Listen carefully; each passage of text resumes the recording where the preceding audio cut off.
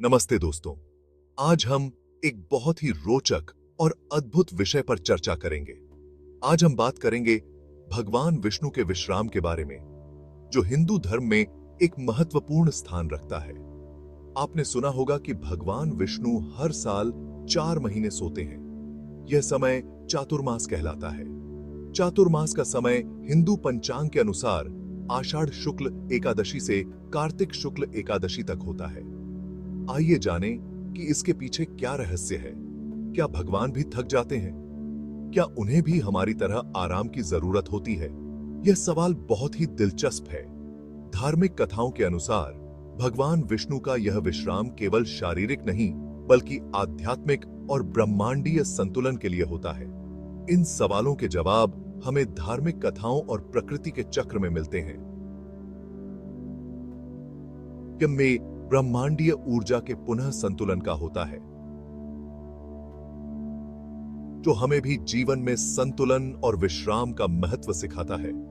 इस दौरान भक्तगण विशेष पूजा और व्रत रखते हैं, जिससे वे भी इस ब्रह्मांडीय संतुलन का हिस्सा बन सकें। भगवान विष्णु के विभिन्न अवतारों और उनकी लीलाओं के माध्यम से हमें यह संदेश मिलता है कि विश्राम और संतुलन जीवन के महत्वपूर्ण अंग हैं। तो दोस्तों, इस चातुर्मास के समय में हम भी अपने जीवन में संतुलन और विश्राम को महत्व दें और भगवान विष्णु के इस अद्भुत रहस्य को समझें। चातुर्मास, जैसा कि नाम से ही पता चलता है, 4 महीनों का समय होता है। यह समय हिंदू धर्म में अत्यंत महत्वपूर्ण माना जाता है। यह पवित्र समय आषाढ़ मास के शुक्ल पक्ष की एकादशी से कार्तिक मास के शुक्ल पक्ष की एकादशी तक माना जाता है।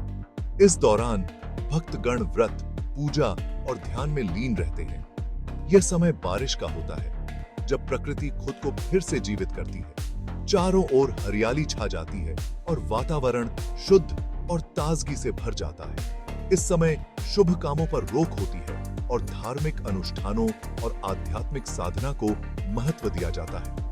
लोग अपने मन और आत्मा को शुद्ध करने के लिए विभिन्न प्रकार के व्रत और तपस्या करते हैं। इस दौरान मंदिरों में विशेष पूजा अर्चना और धार्मिक कार्यक्रमों का आयोजन होता है, जिसमें बड़ी संख्या में भक्त शामिल होते हैं।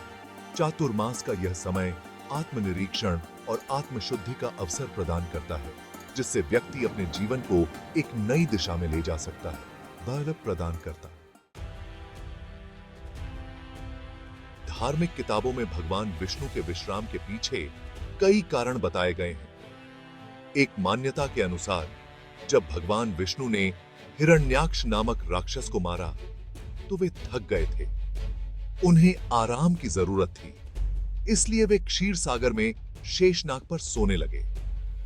यह भी कहा जाता है कि इस दौरान दुनिया का भार भगवान शिव संभालते हैं। भगवान विष्णु के विश्राम का संबंध प्रकृति के चक्र से भी है। चातुर्मास बारिश का समय होता है। इस समय प्रकृति में नया जीवन आता है, पेड़ पौधे हरे भरे हो जाते हैं। ऐसा माना जाता है कि भगवान विष्णु का विश्राम प्रकृति को फिर से जीवित होने का मौका देता है। भगवान विष्णु का विश्राम हमें जिंदगी का एक जरूरी पाठ सिखाता है, संतुलन। विष्णु का विश्राम केवल शारीरिक नहीं, बल्कि मानसिक और आत्मिक संतुलन का प्रतीक है। जैसे भगवान को भी आराम की जरूरत होती है, वैसे ही हमें भी अपनी लाइफ में काम और आराम का संतुलन बनाए रखना चाहिए। यह संतुलन हमें तनाव से मुक्त करता है और हमें अधिक उत्पादक बनाता है। संतुलन का मतलब केवल काम और आराम के बीच नहीं है, बल्कि यह हमारे मानसिक और भावनात्मक स्वास्थ्य के लिए भी महत्वपूर्ण है। हमें अपने विचारों और भावनाओं को भी संतुलित रखना चाहिए। यह समय खुद को समझने और आध्यात्मिक तरक्की के लिए भी अच्छा माना जाता है।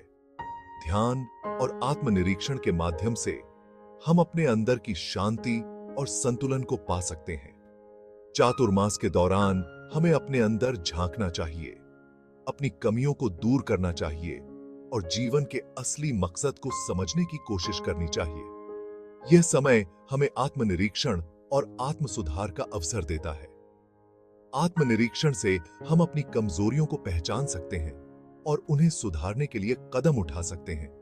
यह हमें एक बेहतर इंसान बनने में मदद करता है और जीवन के असली मकसद को समझने की कोशिश करनी चाहिए। यह हमें हमारे जीवन के उद्देश्य और दिशा को स्पष्ट करने में मदद करता है, जिससे हम एक संतुलित और पूर्ण जीवन जी सकते हैं।